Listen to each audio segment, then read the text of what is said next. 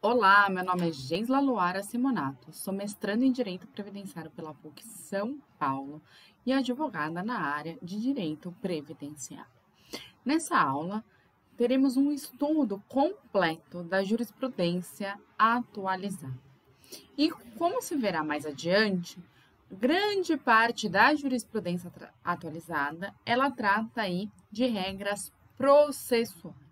E por que isso, né? Por que tanta particularidade aí com relação às regras processuais em direito previdenciário? Tá? Por quê? Porque as regras processuais, elas não se adaptam a toda e qualquer demanda contemporânea. E aí, no direito previdenciário, nós temos diversas peculiaridades, né? Diversas flexibilizações da jurisprudência para que a gente possa aí alcançar, consagrar a concessão de direito previdenciário, a concessão de um benefício previdenciário. Não podemos nos olvidar aí que quando a gente está falando de uma demanda previdenciária, de um lado a gente está falando de um grande litigante que é o INSS e de outro lado há uma parte hipossuficiente. Há uma parte hipossuficiente que está buscando o quê? Um benefício que tem natureza de caráter alimentar. Então, o mais razoável é que essas regras processuais, elas se adaptem ao contexto, do processo previdenciário para que, seja ao máximo conseguido aí alcançar a concessão de direito do benefício previdenciário. Não seria razoável, que o processo previdenciário tivesse entraves, entraves inflexíveis, entraves exageradamente burocráticos, exageradamente formais, que no caso das regras processuais, para alcançar este benefício que tem natureza de caráter alimentar, esse benefício que é um substitutivo de renda, e em que é próprio aí para que a pessoa alcance aí sua dignidade. Então, quando a gente fala aí da concessão de um benefício previdenciário, a gente está falando aí de entregar dignidade para aquela pessoa que precisa daquela verba de caráter alimentar. Por isso, grande parte aí da jurisprudência que vai ser estudada, ela tem aí caráter processual. Então, vamos começar aqui. A primeira jurisprudência, o primeiro caso aqui é sobre a coisa julgada. E aí, a coisa julgada aplicada aos benefícios por incapacidade. Logo de cara, aí, a gente tem uma flexibilização do que se entende por coisa julgada. Nos casos em que se discute benefício por incapacidade, é muito comum que o segurado peça esse benefício, tenha ele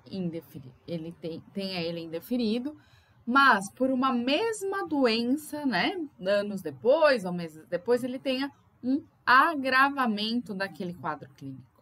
Então, nos casos em que se discute benefício por incapacidade, é comum ocorrer o agravamento da doença após a perícia judicial realizada em processo anterior.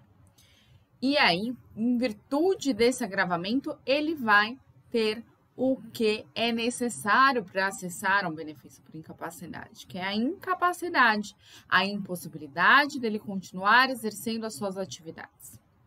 Em tais casos, o fato de existir pedido de benefício por incapacidade anterior, julgado improcedente, com sentença transitada em julgado e, portanto, com uma coisa julgada formada, não há impedimento para a propositura de um novo pedido judicial.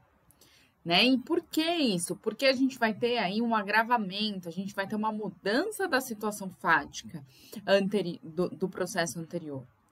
E aí, nesse caso, para que ele faça um novo pedido judicial, tem que ter aí um novo pedido administrativo de benefício previdenciário e a alteração fática, que é justamente aí o agravamento, né? A alteração fática, ela vai estar consubstanciada nesse agravamento, né? E também no novo indeferimento administrativo feito pelo INSS.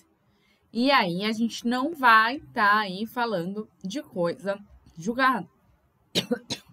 A gente vai ter uma alteração fática que vai afastar aí a existência do que a gente tem como coisa julgada. Nesse sentido, um julgado do TRF3, né, que diz o seguinte: tratando-se de aposentadoria por invalidez, e aqui trazendo a nova nomenclatura, né, que é a aposentadoria por incapacidade permanente, ou auxílio-doença, né, auxílio por incapacidade temporária, não ocorre coisa julgada material, podendo-se configurar-se causa de pedido diversa decorrente de eventual agravamento do estado de saúde do autor. Necessária a realização de prova pericial a fim de se concluir quanto à existência de eventual agravamento do estado de saúde do autor, bem como a configuração de sua incapacidade laboral. Somente possível na fase instrutória do feito. Preliminar arguida pelo autor acolhida, determinando-se o retorno dos autos à vara de origem para processamento do feito e novo julgamento. Então, o que aconteceu aqui, né? O autor, né, o segurado, ingressou com uma ação judicial. Essa ação judicial foi extinta, porque o juiz entendeu que havia coisa julgada, né, e indo ao tribunal, entendeu-se que, né, esse autor ele estava alegando um agravamento de saúde, ele tinha um novo pedido administrativo de benefício previdenciário, então, para que, né, fosse aí analisado se realmente existia coisa julgada, era imprescindível uma avaliação, né, do judiciário por meio de uma perícia médica judicial, no intento de verificar, né, se essa ação reunia aí novos elementos fáticos, se realmente existia o alegado agravamento de saúde. Então, né, caso você se depare aí, né, com um segurado que vem aí com indeferimento administrativo em razão de uma mesma doença pela qual ele pleiteou aí um processo judicial anterior. Então, o segurado, ele teve um benefício indeferido ou cessado por um problema de coluna, vamos dizer assim, né? Vamos colocar aqui no exemplo um problema de coluna. Após esse indeferimento ou essa indevida cessação, né, que ele entendia como indevida, ele ingressou aí com um processo judicial. Esse processo judicial teve trâmite, perícia e foi constatado que não havia incapacidade em decorrência da moléstia de coluna. E por isso, esse processo foi julgado improcedente. Meses depois, esse segurado continuou trabalhando, né? Continuou aí fazendo o tratamento de coluna dele, mas apesar deste tratamento, ele teve aí o seu quadro clínico agravado. E em virtude do agravamento deste quadro clínico, o médico solicitou aí um afastamento, um novo afastamento. Ele foi lá, pediu este benefício, né, novamente esse benefício administrativamente, e teve esse benefício indeferido. Quando ele te procura, você verifica que ele tem um benefício indeferido anteriormente, uma ação judicial julgada improcedente anteriormente, mas o que você vai fazer nessa petição inicial? Bater na tecla que houve um agravamento desse quadro clínico, que embora ele seja o mesmo do apresentado no processo anterior, houve um agravamento, né, e aí uma mudança da situação fática, né, também consubstanciado em novo pedido administrativo, então, agravamento mais novo pedido administrativo, então, eu posso ingressar com a ação. E aí, neste processo, o que é importantíssimo ficar comprovado, né? Bater na tecla lá na perícia, fazer quesitos nesse sentido e esperar, né, uma resposta do perito nesse sentido, né? Fazer com que o perito deixe isso ao máximo esclarecido, né? Que a partir de certo momento, né? Certo momento que tem que ser posterior ao ingresso da demanda anterior, houve um agravamento do quadro clínico, a ponto de justificar a interposição de nova demanda, a interposição, o requerimento de novo pedido administrativo e a interposição de nova demanda. E assim, não haverá que se falar em coisa julgada, tá bom? Então, mais uma questão processual aqui, bastante comum no direito previdenciário, é a questão de não ter prova no processo, né? O segurado, o autor, ele não apresenta aí prova suficiente para comprovar aquilo, né? Os requisitos do benefício que ele quer acessar, né? E aí a gente tem aqui uma decisão do STJ bastante emblemática, né, e bastante utilizada aí no processo administrativo, né, que vale a pena, né, persistir aí no processo, né, eventualmente, se não tiver prova, persistir para a aplicação dessa jurisprudência. E o que ela diz? Vamos lá, né, então, vou ler aqui, porque essa jurisprudência, ela tem uma introdução bastante bacana, bastante legal aí, porque ela explica, né, justamente o que eu falei no começo aí da aula, né, ela demonstra o porquê flexibilizar essas regras processuais, né, porque não deixar essas regras processuais aí que tem no nosso Código de Processo Civil engessadas diante de uma demanda previdenciária. Então, vamos lá. Tradicionalmente, o direito previdenciário se vale da processualística civil para regular os seus procedimentos. Então, o que a gente aplica aqui no processo previdenciário? O Código de Processo Civil. Entretanto, não se deve perder de vistas as peculiaridades das demandas previdenciárias que justificam a flexibilização da rígida metodologia civilística.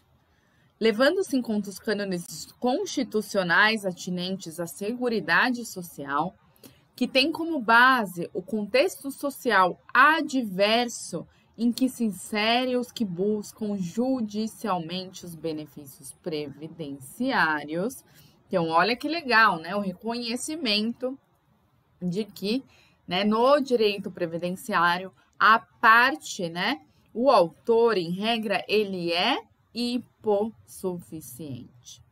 As normas previdenciárias devem ser interpretadas de modo a favorecer os valores morais da Constituição Federal de 1988, que prima pela proteção do trabalhador segurado da Previdência Social, motivo pelo qual os pleitos previdenciários devem ser julgados no sentido de amparar a parte hipossuficiente e que, por esse motivo, possui proteção legal que lhe garante a flexibilização dos rígidos institutos processuais. Assim, deve-se procurar encontrar na hermenêutica previdenciária a solução que mais se aproxime do caráter social da Carta Magna, a fim de que as normas processuais não venham a obstar a concretude do direito fundamental à prestação previdenciária a que faz jus o segurado.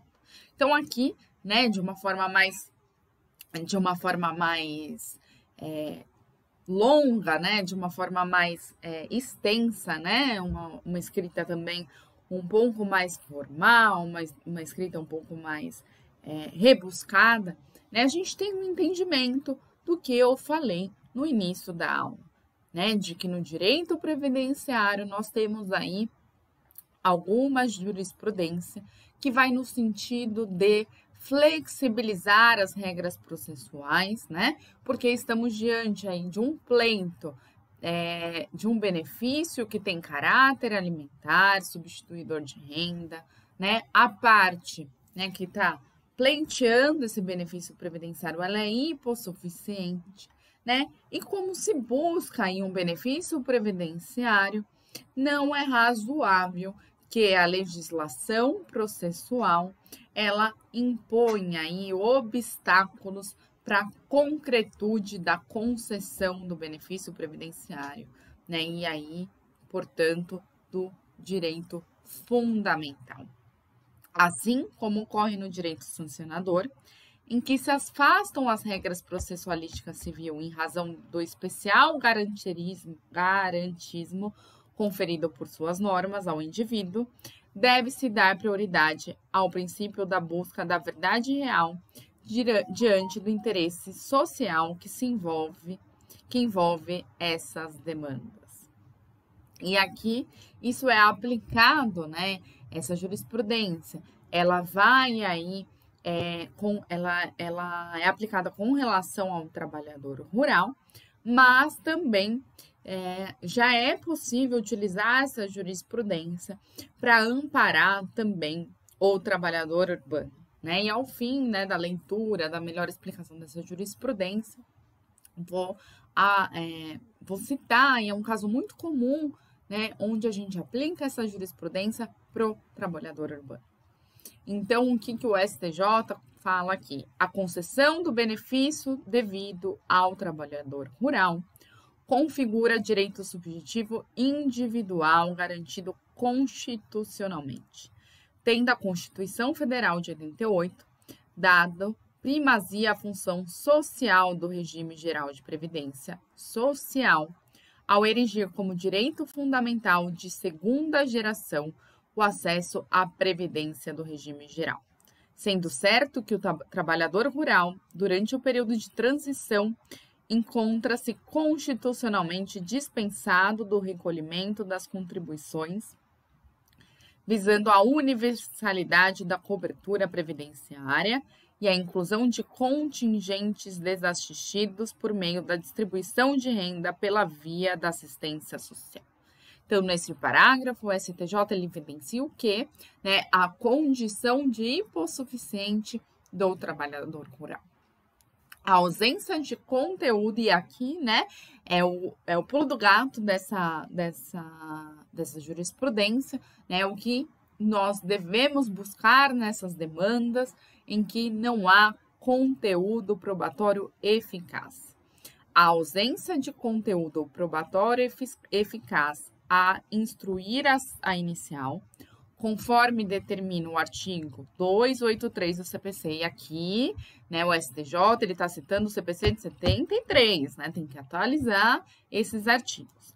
Implica a carência de pressuposto de constituição e desenvolvimento válido do processo, impondo a sua extinção sem julgamento do mérito, novamente aí citando o CPC de 73, e a consequente possibilidade de o autor intentar novamente a ação, caso reúna os elementos necessários a tal iniciativa. Então, o que o STJ fala?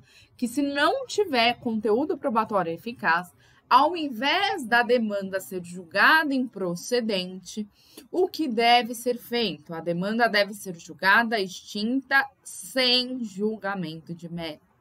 E aí, se for extinta sem julgamento de mérito, não estamos diante de coisa material formal, né, material.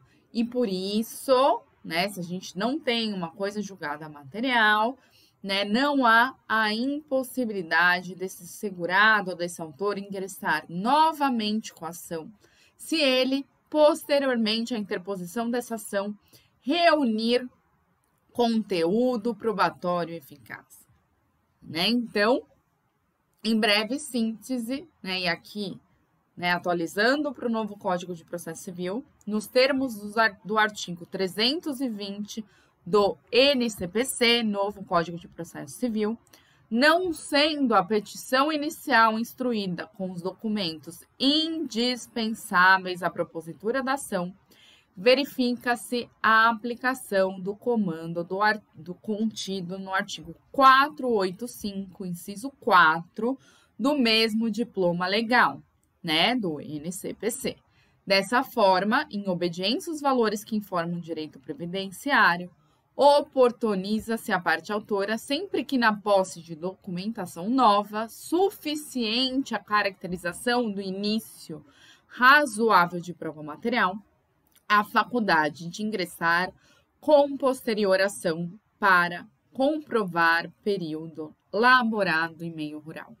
Então, quando não tem conteúdo probatório eficaz, ao invés de se julgar improcedente a demanda, julga-se extinta sem resolução do mérito, a fim de oportunizar que este segurado consiga, se ele reunir aí novos elementos, uma nova ação, para que ele possa alcançar o benefício pretendido.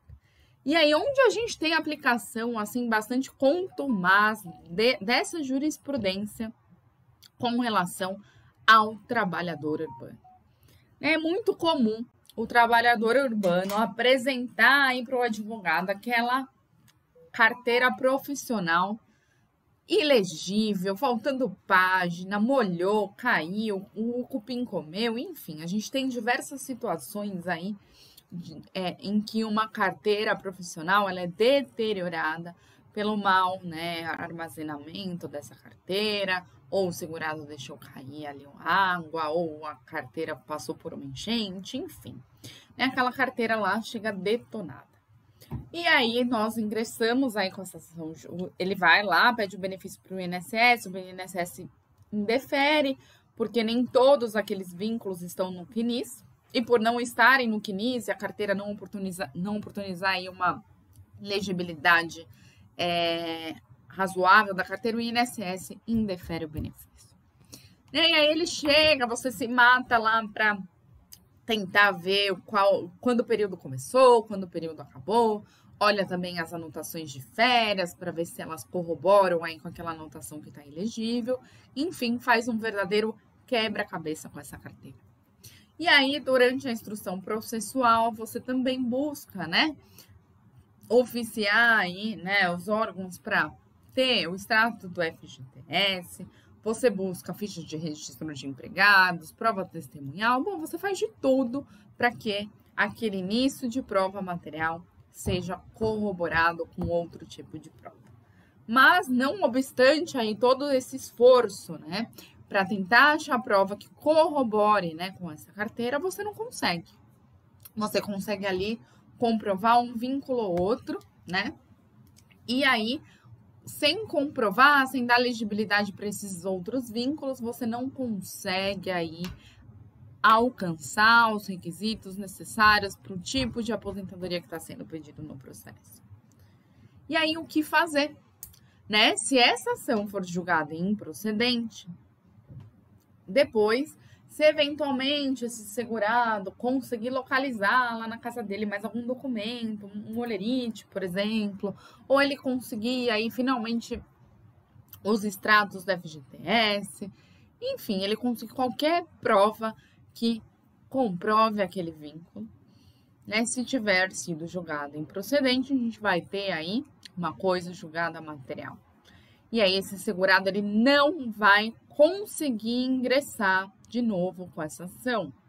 Ele conseguiria aí talvez uma ação rescisória, né? Mas aí tem prazo, enfim, ele ficaria aí engessado, ele ficaria aí obstado de requerer novamente esse benefício mediante o reconhecimento daquele vínculo que foi julgado improcedente. Então, diante dessa situação, pede-se, né, a aplicação dos artigos do NCPC que diz aí que, né, não tendo a inicial sido instruída com os documentos indispensáveis, que nesse caso, documentos indispensáveis seria o conteúdo probatório eficaz, a ação deve ser julgada extinta sem julgamento de mérito. E aí, se for julgada extinta sem julgamento de mérito, nós teríamos aí a possibilidade desse segurado, desse autor, né, quando ele reunir aí documento que seja de conteúdo probatório eficaz, ele poder entrar com essa nova ação. Tá? Então, essa jurisprudência, infelizmente, ela não vem sendo aplicada aí de ofício pelos juízes, né? Até neste caso que estou falando aí do trabalhador urbano, né? É muito comum, né? A gente vê advogado articulando até embargos de declaração numa sentença de improcedência, falando, olha, aqui, né, tem que ser aplicado o entendimento do STJ, né, desde que este processo tem que ser julgado extinto sem julgamento do mérito e não improcedente.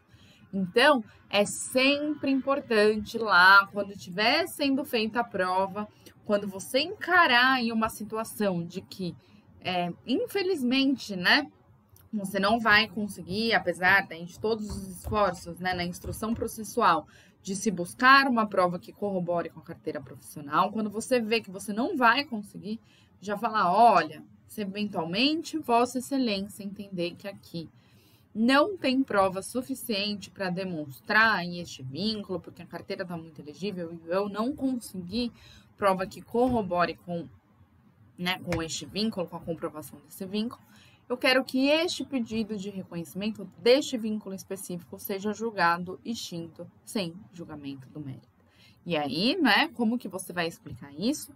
Contando, né, essa história de que estamos diante da concessão de um benefício previdenciário, né, demonstrando que tem um entendimento no STJ que ampara, né, essa situação, que ampara a extinção no processo sem julgamento do mérito, dizer que, embora não seja trabalhador rural, né, um trabalhador urbano em condição de hipossuficiência, que infelizmente teve a sua carteira deteriorada e que está encontrando dificuldades para processar aí novas provas, né, e geralmente quando tem essa dificuldade de processar novas provas, a gente vai estar falando aí de vínculos bastante pretéritos, né, lá de 1970, então dizer que são vínculos bastante pretéritos e que por isso, né, há dificuldade de fazer prova, né, e essa dificuldade de fazer prova, essa hipossuficiência do segurado exige o quê?